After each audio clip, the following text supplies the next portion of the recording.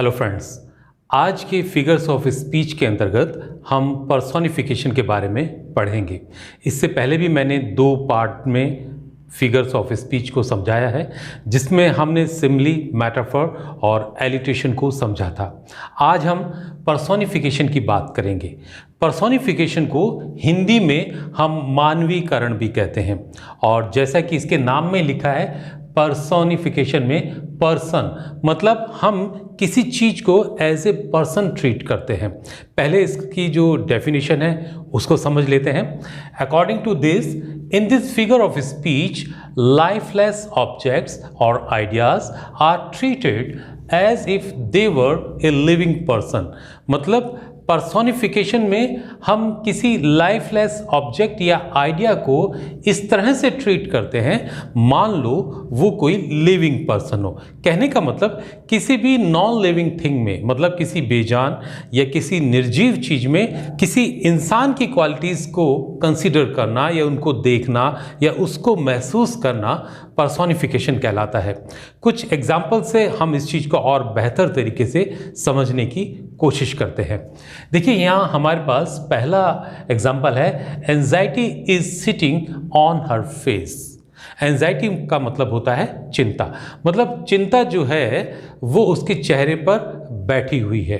अब चिंता जो होती है वो कोई लिविंग पर्सन तो है नहीं कि इधर उधर जाती हो, उठती हो या बैठती हो, लेकिन इसके बावजूद हम एंजाइटी यानी चिंता को इस तरह से ट्रीट कर रहे हैं कि वो उसके चेहरे पे बैठी हुई थी। तो हम यहाँ कहना क्या चाहते हैं? हम कहना चाहते हैं कि उसके चेहरे पर चिंता जो है वो साफ झलक रही थी। तो इस तरह से हम कह सकते हैं यहाँ हमने पर्सोनिफिकेशन का इस्तेमाल करते हुए एक बेहतरीन सेंटेंस बनाया है। अब बढ़ते हैं अगले सेंटेंस की तरफ। वो है लव इज ब्लाइंड। मतलब प्यार जो है वो अंधा होता है। अब हम जानते हैं प्यार जो है उसको आप छू नहीं सकते हैं, उसको आप देख नहीं सकते हैं, लेकिन महसूस कर सकते हैं। तो यहाँ पर भी प्यार को इस तरह से महसूस किया जा रहा है कि वो उसको दिखाई नहीं देता है। जब कोई व्यक्ति, कोई इंसान प्यार में पड़ा होता है तो उसको कोई चीज़ दिखाई नहीं देती है। इसी तरह से यह कहा जाता है कि लव इज ब्लाइंड, मतलब प्यार अंधा होता है, प्यार को दिखाई नहीं देता है, जैसे कि हम उसके अंदर एक लिविंग पर्सन की क्वालिटीज को देखने की कोशिश करते हैं। इसी तरह से नेक्स्ट है, the opportunity knocks at the door but once. मतलब अपॉर्चुनिटी मतलब सुअवसर या अच्छा मौका।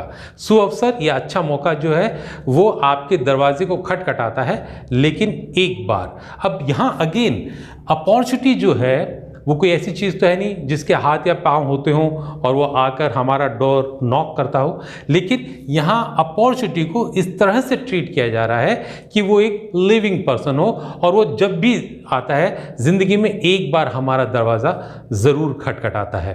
तो ये हमारा अगेन पर्सोनिफिकेशन का एक बेहतरीन एग्जाम्पल है। Now come to the next.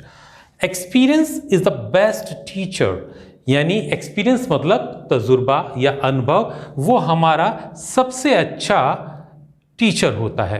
क्योंकि जिस तरह से एक अच्छा टीचर हमें सब कुछ सिखाता है, उसी तरह से एक्सपीरियंस जो है वो हमें सिखाता है।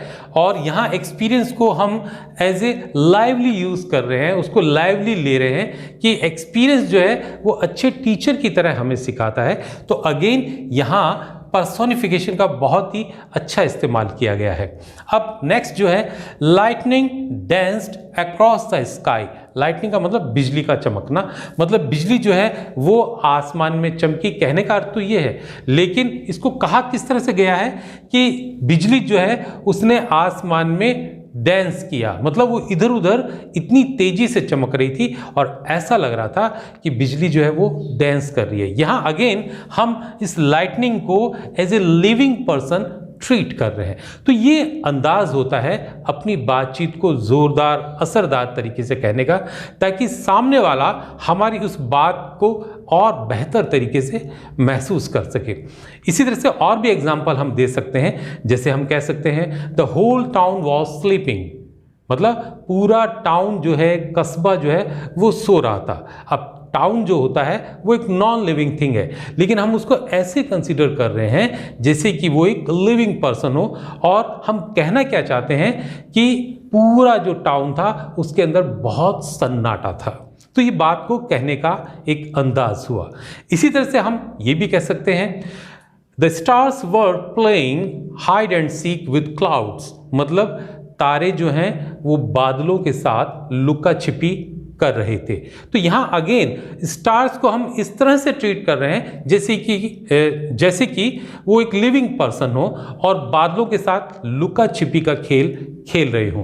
तो ये भी अपनी बात को एक असरदार तरीके से कहने का अंदाज हुआ। तो इस तरह से आज हमने पर्सोनिफिकेशन को समझा कि पर्सोनिफिकेशन क्या होता है और किस तरह से इनका इस्तेमाल जो है वो हमारी बातचीत को और असरदार बनाता है। मुझे उम्मीद है कि आज का वीडियो आपको अच्छा लगा होगा। अगर आपको अच्छा लगा हो तो इसको लाइक करें, सब्सक्राइब करें और अपने फ्रेंड्स के साथ शेयर भी करें। Thank you very much. I see you in the next video. Take care. Bye bye.